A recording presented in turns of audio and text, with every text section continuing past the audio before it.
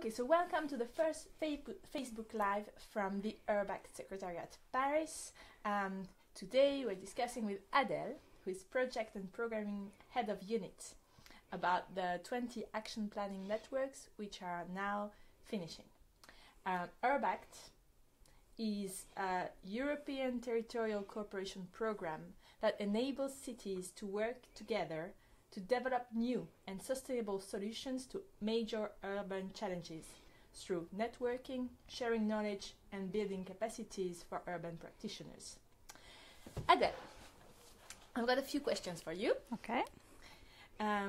So 20 action planning networks, about 200 cities, are reaching the end of their work of more than 2 years of common work. What are their main achievements? What have they produced?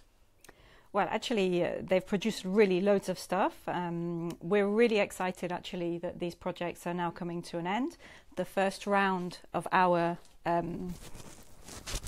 of these networks to actually show some results. So we're really excited about what they're producing. What we're seeing is that in cities where they come forward with a particular challenge, by transnational exchange and learning, they're actually producing and finding some solutions. So we're covering all sorts of themes from temporary use of abandoned buildings through to inclusion of immigrants, to job creation in particular sectors, looking at resilience in cities. So really a huge array of different themes of problems in cities. And these networks have used our methodology, which is about looking at an integrated way of working, involving stakeholders, to produce a local action plan. And this action plan, which is an integrated action plan, is basically a list of actions that these cities have agreed to try to implement to address the challenge that they identified in their network. So this is at the local level. This is what they're doing, what they're producing at the local level.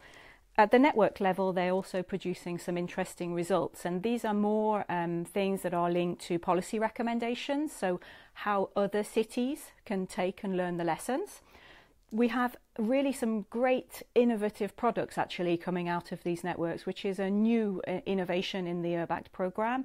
We have toolkits, we have interactive platforms, we've got videos, all sorts of really interesting content coming from these networks. And so yeah, go and discover them. It's a rich source of information for cities. Nice. Would it be, is there one or two examples of network productions that you find a bit different or striking, or something that has recently been interesting for you?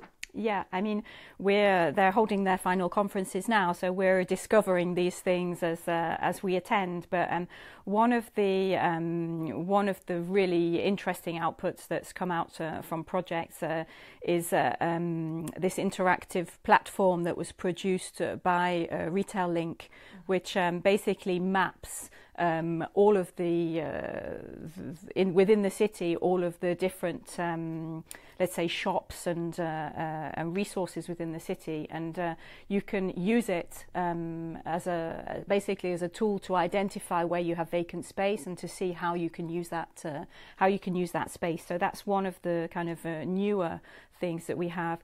We also have a really interesting report. You hear the word report and you kind of think, okay, it's a boring 100-page document, but not at all.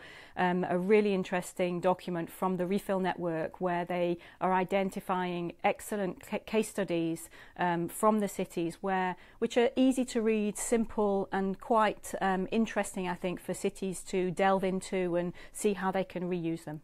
Refill about the use of empty buildings. Exactly. Right? So in April, May, and June, the action planning networks are holding their final conferences. Yeah.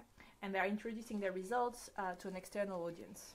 So can you tell us a bit more on what we can expect from the final conferences? Who is attending? And yeah.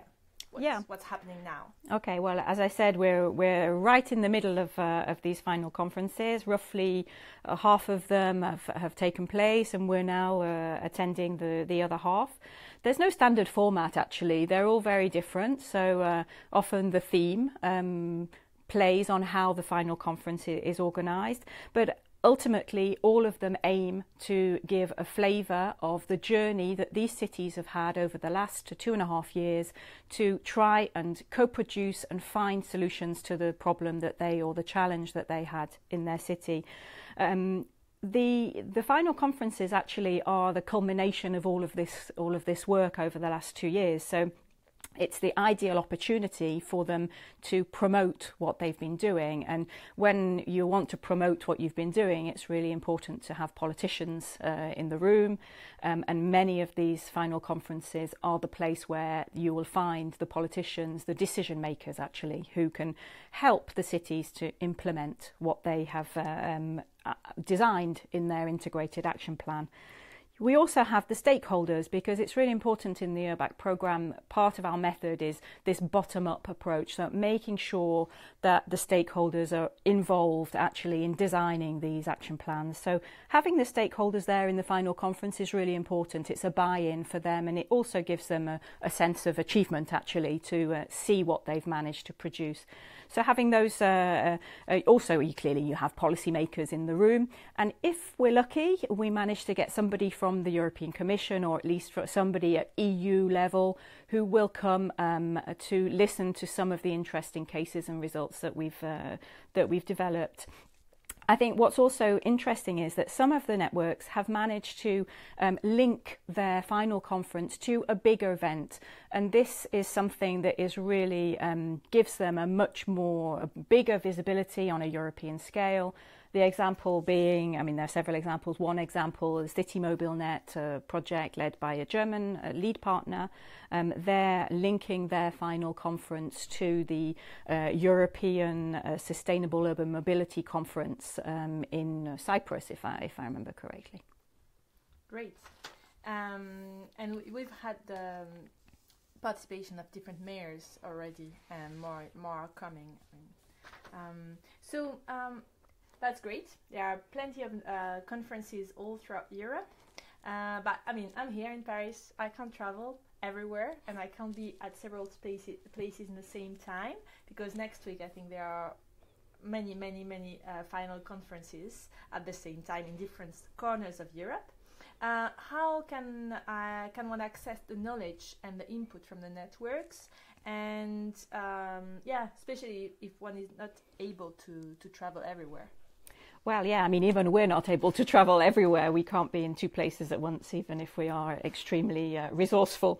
Of course, I mean, one of our main aims at the programme is to ensure that all of this knowledge that's coming from these projects can be shared, can be sent out and shared with all of the European cities, whoever wants to learn about it actually. So I think what's important to say is that the final results coming directly from the projects will be on their mini website, so they each have a website inside the URBACT website, so you can consult those quite easily. We will also at programme level be bringing all of this together into some sort of a project results booklet or some document where it all comes together in one place, so it's quite easy to access, and then obviously go and find more information if you want. But essentially, the big moment this year for us is going to be the URBACT City Festival. This is where we will celebrate the work of these 20 networks. Each of them will have their special moment. They'll be able to share with around 600 European cities what they've done, what they've achieved, and it really is a great opportunity for any city in Europe to come and learn a bit more about URBACT generally, and possibly come forward in our next call for proposals, which will be at the end of the year. So to make it even more appealing, the festival is happening in Lisbon this year, by the sea and under the sun, we hope, in September. Yeah, 13th, 14th of September. Wonderful. And it's open to everyone, right? It is. The registration platform should be opening in May. Yeah, that's right. So You can discover more about the APN's results at that time. Not to miss any of URBACT Facebook Live videos, you can tap on the follow button on live videos and videos, and so that you would get notifications next time URBACT goes live. Woohoo! And you can find more information about the projects, about URBACT, and everything URBACT does on www.urbact.eu and on our social media, Facebook, Twitter, LinkedIn, and many more.